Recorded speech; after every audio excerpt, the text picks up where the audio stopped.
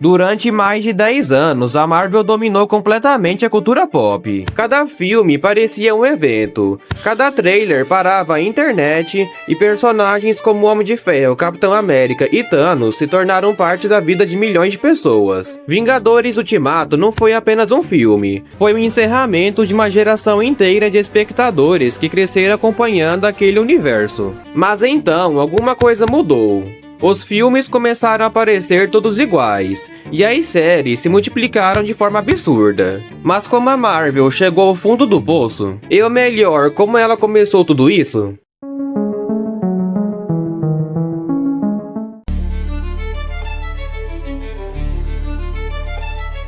Para entender como a Marvel se tornou, bem, a Marvel, precisamos voltar um pouco no tempo. Acho que voltamos demais. Na verdade, é pro ano de 1996. Nesse ano, algo impensável havia acontecido. A Marvel, que vinha dominando o mercado de quadrinhos por décadas, declarou moratória das suas dívidas. Suas ações, que valiam cerca de $36 na bolsa de valores, haviam derretido para apenas $4 em poucas horas. Pela primeira vez, a Casa das Ideias parecia não ter futuro. Sem muitas opções e à beira de simplesmente deixar de existir, a Marvel foi obrigada a vender os direitos dos seus personagens para simplesmente não falir. Foi assim que a Warner Bros., através da sua subsidiária New Line Cinema, fez o filme do Blade, O Caçador de Vampiros, que os X-Men foram vendidos para a Fox e o Homem-Aranha para a Sony. Não era um plano ambicioso para expandir a marca, era uma medida desesperada por sobrevivência. Mas como essa crise aconteceu? A origem da crise remonta aos anos 80. Nessa época, o colecionismo de HQs estava em alta. Quadrinhos antigos que antes eram vistos como entretenimento barato passaram a ser vendidos por milhares e até milhões de dólares. E isso criou uma mentalidade perigosa entre muitos compradores. Se um quadrinho antigo vale uma fortuna hoje, então basta comprar várias cópias de uma mesma revista e guardá-las por algumas décadas. O problema é que o valor desses quadrinhos raros vinham justamente da escassez. Eles eram caros justamente porque poucas cópias haviam sobrevivido ao tempo em bom estado. Comprar milhões de exemplares anulava exatamente o fator que os tornava valiosos. E isso começou a criar um ciclo vicioso que os executivos da Marvel nem tinham noção do que aconteceria. Enquanto os quadrinhos vendiam como água, a empresa chamou a atenção de um homem chamado Ron Perlman, frequentemente retratado como um homem com um enorme charuto e um sorriso no rosto. Perlman era um empresário bilionário conhecido por comprar empresas e extrair o máximo de lucro delas. Em 1989, ele adquiriu a Marvel por um valor de 82,5 milhões. Nos anos seguintes, ele colocou a empresa na bolsa de valores e iniciou uma série de aquisições agressivas. A Marvel comprou participações na Toy Biz, adquiriu o fabricante de cards colecionáveis, a Panini e até uma distribuidora própria chamada Heroes World. Ao todo, essa expansão custou cerca de 700 milhões. Durante algum tempo, parecia que Paramount era um verdadeiro gênio dos negócios, mas na realidade, a Marvel só estava afundando. No início dos anos 90, a Marvel era líder de vendas, e seus quadrinhos eram sinônimo de sucesso. A primeira edição de X-Men de 1991 vendeu impressionantes 8,5 milhões de cópias, sendo até hoje a revista mais vendida da história. Tamanha era a popularidade das suas obras. Parte do sucesso era graças a uma estratégia de vendas extremamente inteligente. A primeira edição vinha em um saco plástico com um de 5 cards colecionáveis dentro. Se os colecionadores quisessem obter os outros 5 cards, eles, como você deve imaginar, tinham que comprar várias cópias da mesma revista. Mas de repente, aquela bolha que vinha se alastrando durante mais de uma década começou a furar. Em 1992, os principais artistas da Marvel que fazia ser o que ela era, saíram e fundaram uma outra empresa, a Image Comics, que mais tarde viria a publicar obras de grande sucesso como The Walking Dead e Invencível.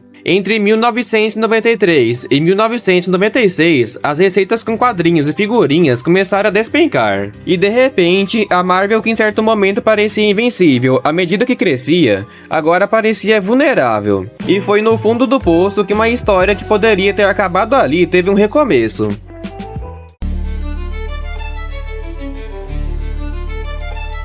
Em 1995, já extremamente endividada, Paramount fundou a Marvel Studios. Segundo ele, o objetivo era expandir os horizontes da empresa e finalmente levar seus personagens para as telonas. Para isso, ele planejou comprar as ações restantes da Toy Biz e fundi-las com a Marvel, criando uma entidade única e mais forte. No entanto, sem o apoio dos acionistas, as chances disso acontecer eram praticamente zero. Então, para concretizar o seu plano, Paramount decretou a falência da Marvel. Ele então começou a reorganizar a empresa para enfim realizar os seus planos. Com os apaziguamentos das intrigas financeiras entre os acionistas, a Marvel começou a voltar sua atenção para algo que ela vinha tentando atingir desde os anos 80, a indústria cinematográfica. Por mais de uma década, a Marvel tentou levar seus personagens para o cinema das mais diversas formas, mas quase todas essas tentativas fracassaram. O caso mais famoso aconteceu em 1986 com Howard o Pato. Produzido pela Lucasfilm, mesma produtora dos filmes do Star Wars, o filme tentava transformar um dos personagens mais estranhos da Marvel em uma comédia de humor ácido para o grande público.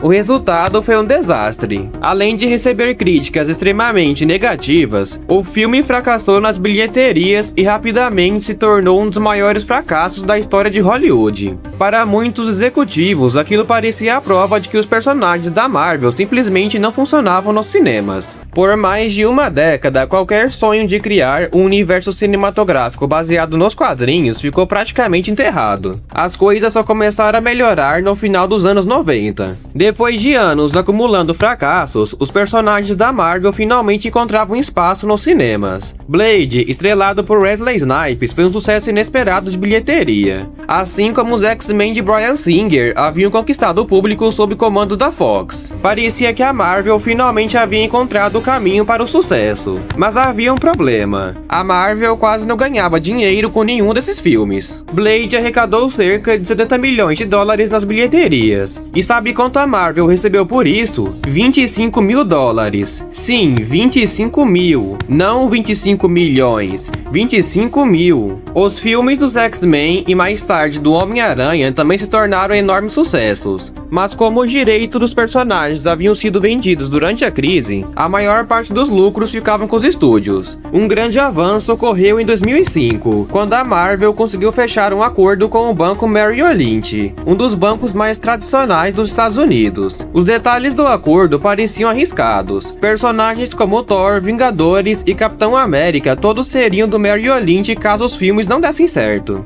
Apesar disso, a Merrill Lynch deu acesso à Marvel a uma enorme reserva de dinheiro, 525 milhões ao longo de 7 anos, que ela poderia usar para investir em 10 filmes com orçamentos variando de 45 a 180 milhões. Com sua nova influência, a Marvel conseguiu readquirir os direitos dos personagens que haviam sido vendidos ao longo dos anos, incluindo do Homem de Ferro, Viúva Negra, Thor e Hulk. A Marvel então começou a montar um plano ambicioso de 10 filmes que seriam todos interligados e que culminariam no evento épico. Esse evento marcaria a história do cinema para sempre.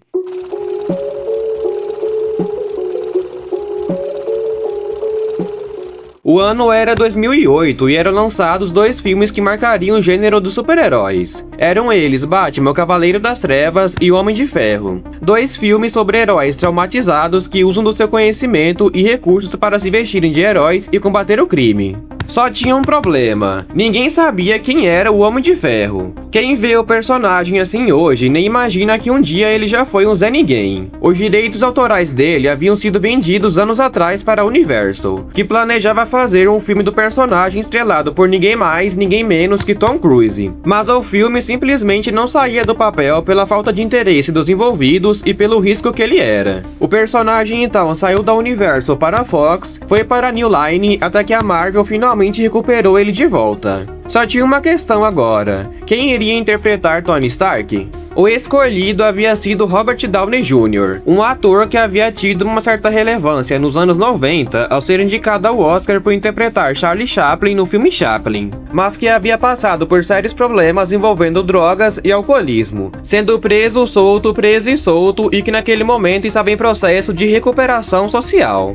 A questão é que ninguém queria contratar ele porque achavam ele uma pessoa problemática e mentalmente imprevisível. Até por isso, ele aceitou trabalhar no filme com metade do cachê do ator do Máquina de Combate, que era um personagem secundário. Custando um pouco mais de 140 milhões de dólares, o filme faturou mais de 585 milhões nas bilheterias, o que para um filme de herói pouco conhecido e estrelado por um ator em reabilitação era incrível. E foi com esse sucesso que a Marvel conseguiu realizar seu plano original de 10 filmes interconectados. Ainda no mesmo ano, foi lançado o Incrível Hulk com Edward Norton, mas que não foi tão bem de bilheteria e nem de crítica, mas que serviu para acostumar o público com a ideia de um universo cinematográfico. No fim do filme é mostrado Tony Stark se encontrando com o General Ross e dando indício da formação dos Vingadores. Logo em seguida nós tivemos Homem de Ferro 2, Thor, Capitão América 1 e por fim encerrando a fase 1 com chave de ouro, os Vingadores. O evento mais aguardado finalmente havia acontecido e foi simplesmente épico.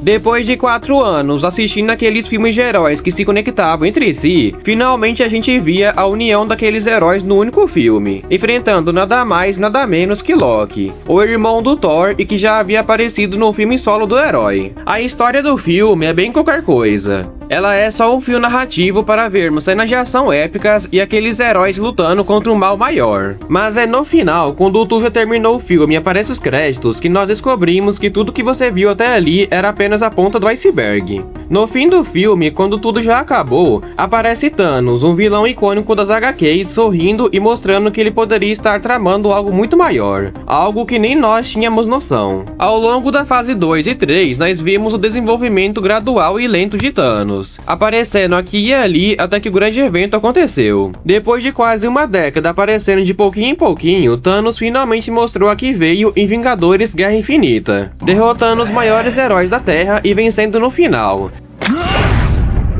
terminando o filme em um clima de merda. Esse clima de desolação ficaria evidente na continuação, Vingadores Ultimato, aonde completamente desolados e tentando consertar as coisas, os Vingadores voltam no tempo para adquirir novamente as 7 joias do infinito. E no meio disso tudo, temos alguns momentos extremamente marcantes, como a morte da Viúva Negra e o reencontro do Thor com a sua mãe. Mas o mais impactante foi o reencontro de Tony Stark com seu pai, Howard Stark. Depois de muitos anos e atritos, Tony finalmente se reconcilia com seu pai numa cena simplesmente emocionante, que fecha perfeitamente o arco do personagem, já que agora ele também era pai. E ao final não poderia ser melhor. Se sacrificando para salvar o mundo, Tony morre numa cena épica e o filme termina com todos ganhando, apesar das perdas. Era o final perfeito para uma história que havia começado com muita desconfiança em 2008.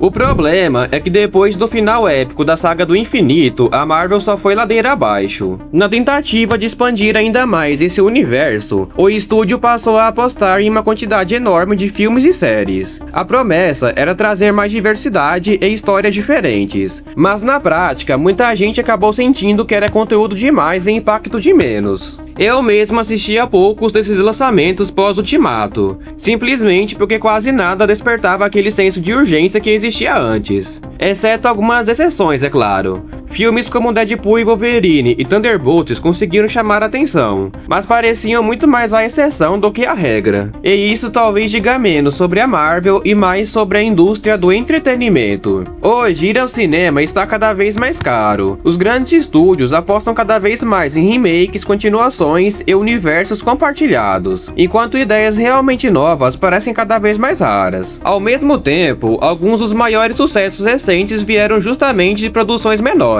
Filmes de terror como Obsessão e Backrooms voltaram a conquistar espaço com orçamentos modestos e muita criatividade. Esses filmes mostram que obras originais ainda podem cativar o público se elas oferecerem algo novo e contarem boas histórias. Isso mostra que o problema talvez nunca tenha sido um suposto cansaço de super-heróis. O público parece muito mais cansado de fórmulas repetidas e de franquias que vivem no próprio passado. Agora a Marvel tenta iniciar um novo ciclo. Com Doomsday, a volta dos irmãos russos, o retorno de Robert Downey Jr. em um novo papel e a futura chegada dos X-Men ao UCM, o estúdio tenta despertar novamente o entusiasmo do público. Mas existe uma ironia nisso tudo. Depois de tantos anos prometendo uma nova fase, a principal aposta da Marvel continua sendo recorrer aos personagens, diretores e fórmulas que fizeram sucesso passado. Em vez de olhar para frente, ela parece cada vez mais olhar para trás. E o trailer do filme deixa isso muito claro, com cenas de ação rápidas e dezenas de personagens conhecidos para agradar o público mais velho. Talvez Doomsday e os X-Men consigam recuperar parte desse prestígio, mas independentemente do resultado, a sensação é que a Marvel já não dita mais os rumos da indústria como fazia anos atrás. E isso talvez seja o maior sinal de que uma era realmente chegou ao fim.